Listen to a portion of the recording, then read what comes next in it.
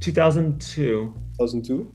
Yeah, I'm pretty sure it was 2000, 2001, 2002. Yeah, it So was 2001 actually. You're right. Yeah, 2001, right after Y2K.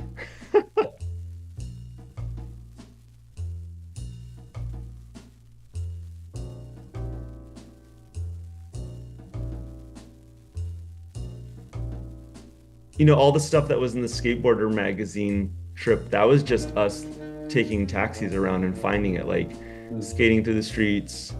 Um, and obviously I'd like improved in my skills from like just starting to coming back. So like there's no way I would have skated that handrail at, I don't even, it felt like it was maybe like a police station, but who knows what it was. We just know I think everyone was like kind of tripping except for me, that like there's military everywhere that have guns. All the guys that came on that trip were like, what? Everyone's got like an assault rifle. I was like, yeah, it's cool. No problem. I pass by that spot fairly frequently. Okay. It's still there, and it's actually a pretty heavy like governmental building. Amazing. It's the headquarters for the Council of State, which is just it's something pretty high up. And now now you have this like fence all around it, like there's Okay. an area you can see through it, but there is no way you could land off the end of the rail because the end of the rail leads into a gate right now. Okay. Yeah. I remember like coming across it recently, and I'm like, there was a photo somewhere. I remember seeing this photo when I was a lot younger, and I remember seeing that photo, and that was really, it left an impression on me. And then I later learned like everything about you, and then I watched your part in Fully Flared. Like I Oh got, yeah. Yeah. and then I was like, whoa, this is the same dude. This is Yeah. whatever. And then yeah, so like here we are. I was kind of unearthing it recently, and I thought I'd love to know more about that trip. Like how did Yeah. that, It was, how did that come that trip about? was amazing. Because for me, it was the opportunity to show some good friends a culture and a place that is really atypical for Westerners to go to, and also like atypical in the sense that like skateboarders when they travel don't do like the guided tour approach.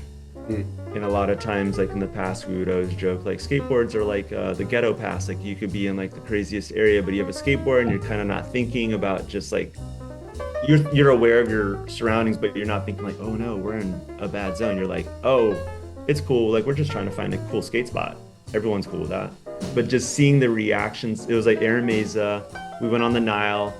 Um, I like remember it, and he doesn't remember it this way. But like I was just messing with him, and I flicked water on him from the Nile, and he was like, the Nile's not the cleanest river.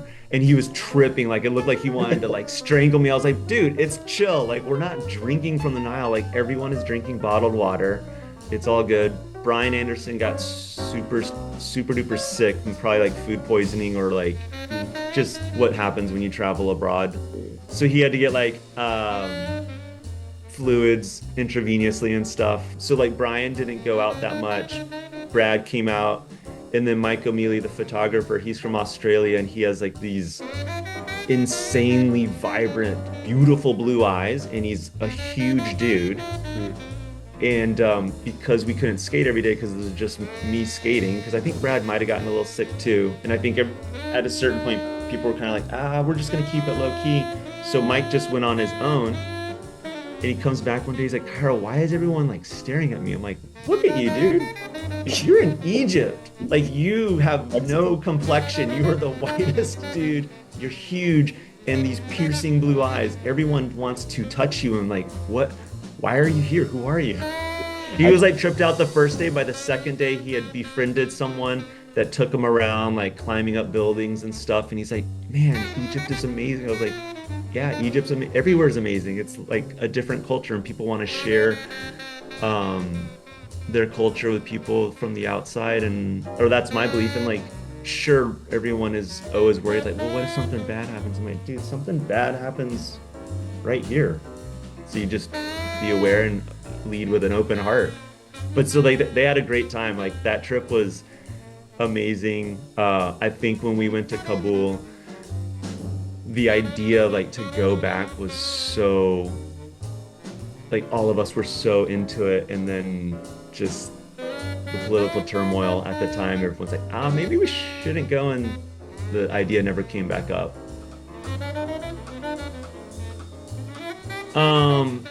I think Meza just was like, hey, we should go back to your old stomping grounds, like Cairo and Cairo. I'm like, sure. And there's like, I never really competed in contests. That wasn't my approach to skating or being a professional skateboarder. And for me and for Kenny Reed and a couple other people, the drive was really just using skateboarding as a vehicle to explore different countries, different scenes. Sometimes I would joke like, you know, if you're in Los Angeles, there's maybe two 10-stair handrails, two 4-blocks, then you'd be like, cool, I'm gonna skate this one 13-stair rail. And so you're competing against everyone on one spot. And so I would joke that Kenny, myself, John Maring, Vern Laird, a few other people would just be like, we're basically just trying to find the 10-stair rail somewhere else that hasn't been like murdered with a billion tricks on it. So you could just be like, cool, I did like my signature tricks. Who's going to go to Mozambique?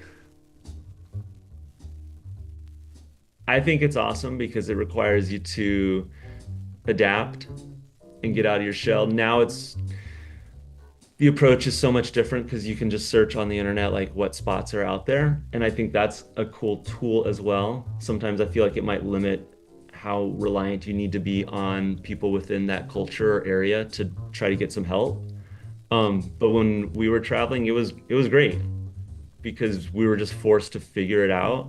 And I think it was kind of one of those opportunities to just like, hey, I think that we can get money to do a wild trip. Let's do it.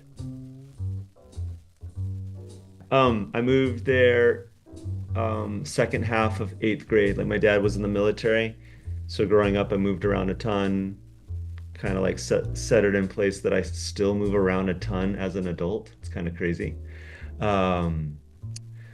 But yeah, moved there middle of 8th grade. I had gotten a skateboard probably a month or two. Like I had like years before that, I'd gotten like a Nash Executioner, like when I lived in Albuquerque, New Mexico, that I didn't even really ride. And then 2 months before we were moving to Egypt, it was just going to be my dad and I. We were starting to get everything packed up. He's like, you can't bring your BMX bike. And I was like, what? Which is super funny because then as an afterthought, someone had mentioned years and years later, they're like, he probably just didn't want you to have that much mobility in Egypt. And I was like, fair, but I'm also like, he has no idea how much we traveled on the train when we lived in Mahdi. So I'm like, all right. But anyway, we were at the mall like a month or two before we were moving, and I got a Gator Mark Rogowski purely based on the graphic. And I was like, cool, can I get a skateboard? He's like, yeah, for sure. Moved to Egypt. It was during the winter school break. You know, like I could kind of push around stuff, but I like cruising around CAC and Mahdi, and I saw some kids jumping off of a jump ramp. So I tried it and did the thing that we all do. Went off of it, landed on my tailbone, couldn't stand up straight for a couple of weeks. Started school like kind of hunched over, but like I was hooked. I'm like, okay, cool, this is my crew, these are my people, and just started skating. Like it's crazy to think back, like I essentially started skateboarding when I moved to Egypt. We would, from Mahdi, the Nile would be to the east, maybe, if you're facing the front of the school. So if you went west, maybe 3 blocks from CAC, there were these like 4-stair hubbas that went down, and there was a burger joint. Keeping in mind, this is over 30 years ago, but there was like a burger joint that we all called Greasy Burgers. And we would go there after school to eat burgers, and there were like older skaters. There were a few that were actually graduated, which I'm like, wait, what? You live here in Egypt? You're from Washington, D.C., and like you're staying here? You don't have a job? Like, what do you do? So like there were some older guys like Raz and Dan who were kind of like showing us the ropes, but we would go there and skate there. There's the speed bumps that are on the side of the college. So we would skate those. And then the curb was like maybe like 12 inches high. So that was a ledge to skate. When people were doing combo tricks, I remember trying to learn lip slide, pop up to nose blunt slide, fully missed the nose blunt slide and just bodied myself. And I'm like, all right, I'm good on that trick. I learned Ollie Impossibles with Omar in the back of CAC. when you would go east, I forgot the name of the road, but there's like a main road that had Pizza Hut and like a tape store and all this stuff as you went further east. But like you'd go over to these train tracks, so we would skate this train track that was not part of the train track. So that's how everyone figured out how to skate flat bars. There was a youth center off of the campus that had a mini ramp that was terrible. Only skated that a little bit. And then we would go to, I don't even remember the direction, but there's this ice cream place called Dolce Vita that we'd go to and skate the little marble curb in front. And then we would take the train and go into downtown Cairo, which was amazing because we learned like, hey, we can get some bearings for our skateboards. San Francisco is a good example. Like when you move there, when I moved there, I'm just like, oh, it's way different when you're in the hills. And then as you're saying that, I was thinking how grateful I was for the terrain in Egypt. Like what we did end up skating and everything, I'm like, I don't really remember it as being a rough place to skate, like terrain wise, aside from maybe sometimes it'd be like the tiles that are small squares, but we could find enough places that were smooth enough to skate. And that's also like on the weekends why we would go to the Hilton, because it's all marble. And at that time, no one saw skateboarding, so security was not tripping. They're like, oh, what are you guys doing? This is cool. Now I'm like, that's probably a no-no. Or we would skate the Pizza Hut that's down the way that has like, I